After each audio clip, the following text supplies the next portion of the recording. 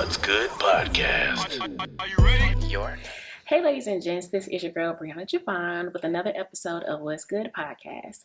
I know we are still not in our regular season yet, but you guys asked for additional episodes and bonus content, so we are here with another bonus episode. So, we have Rah Kalon. What's up, y'all? I'm excited for you to be here. I am so elated. I feel so good about it. I do too. I was actually praying about this. I was like, there's so much I want to tap into. So, are you ready? I am a wide open book. I love it. So as you guys know, we do not have interviews. Instead, we have genuine conversations. So let's get into it. All right. So we always start off with icebreakers. Your icebreaker is, what's the most out of character thing you have ever done?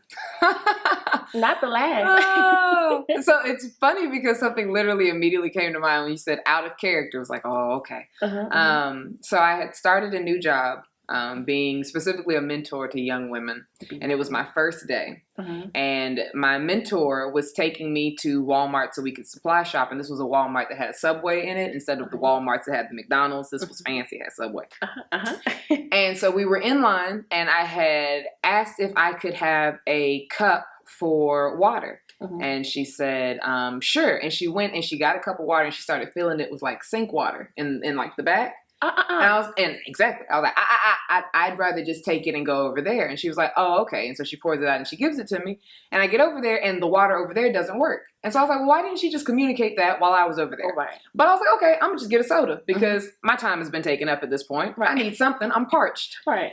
I start to get soda and I hear her yelling, you didn't pay for that. You didn't pay for that. Put that down. Put that back. And so she proceeds to come towards me and yell at me for stealing soda when I asked for a water cup, which she tried to give me sink water and then didn't tell me that the other water was out. Right. And so I proceeded to explain. I was like, I'm fine to pay. She's like, no, just put it back. And so I threw it at her.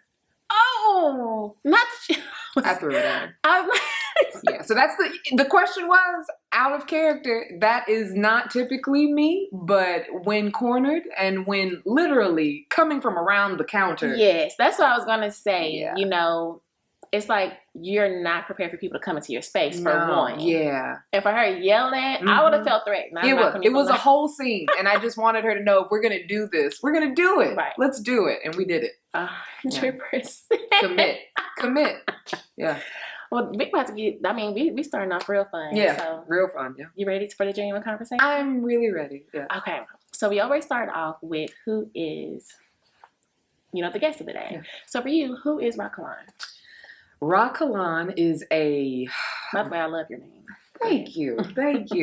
It is a multi-dimensional experience being Rah Kalon. I have so many different parts to me that I am trying to honor and explore and tend to and reparent and nurture. So I am a lover of love. I am a vessel of love. I am a lover of people, though sometimes I don't like people. I always love people. It be like that sometimes. And I like to be honest about that. I'm a radically honest person, not brutally honest. Because I feel like that is beating someone over the head with the truth rather than just offering it to them. And I like to offer my truth. And yeah, I'm just a good time that isn't waiting to happen. I am happening. Okay. So I kind of want to dig deep into a lot of different parts of what you were saying, Please. Right? I want to talk about the journey of you, as you mentioning, just getting better at what you do and loving yourself. What did that look like? Because I know for me, I can only talk about for me.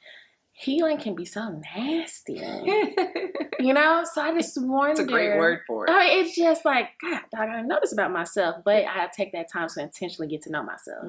So for you, what does that look like for you just to become Rah Kalon, the best version of yourself?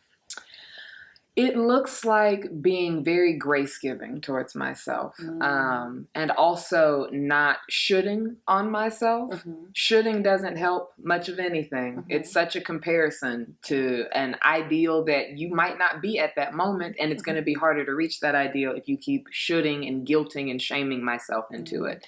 So I've opted out of that. It's looked a lot like reflection and self-perception. Reflection being looking back, and self-perception meaning to look in the present moment at what am I doing and what were my thoughts before I did that thing, and what were my feelings that led up to the thought that led up to the action. So a lot of self-awareness, so that when other people address me or call me in, I don't feel so defensive, because I'm already aware of what's going on in me, so that I can own up to mistakes that I make. And I can also advocate for if I don't feel like I made a mistake, and I can explain and advocate for why I did what I did. So that's what really the journey of loving myself and working with myself has looked like. A lot of grace. I love that. I love it. So has this always been you just always improving yourself, or was it just a time in your life where, like you mentioned, it's time for me to self-reflect on, what's going on in my life. I want to do things differently. In order for me to do things differently, I got to start with myself. What did that, or that time frame, what did that look like to say, okay, I need to make a change? I think since I'm always evolving, it finds me in different pockets of growing up. I've always been an old soul. My friends lovingly call me an ancient baby because I'm a big baby. I am, but I am an old soul. So it's a mixture of both. So coming into the world, always just kind of being able to have a very good intuition and a sense of people, and being able to use my social skills and my empathy to communicate with folks. I had to start to realize sometimes not to be so focused on being comforting to people that I was shrinking myself. Yes. And also learning how to be comfortable when other people weren't comfortable with me.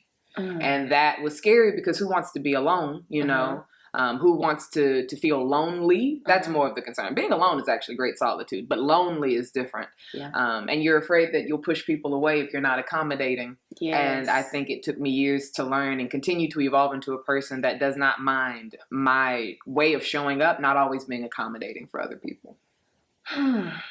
Okay. All right. People pleasing is a big thing. Oh, isn't it? I can say if there was a picture, I would probably be that in the dictionary. The poster child.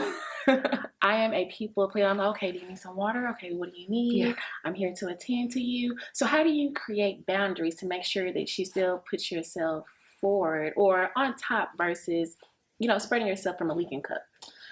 I think that it's becoming mindful of, if I pour into myself first and I know and am clear in what I am needing and what I am wanting and seeking, then when someone else asks me for something that is in contradiction to that, I have to consider, what is the cost of this?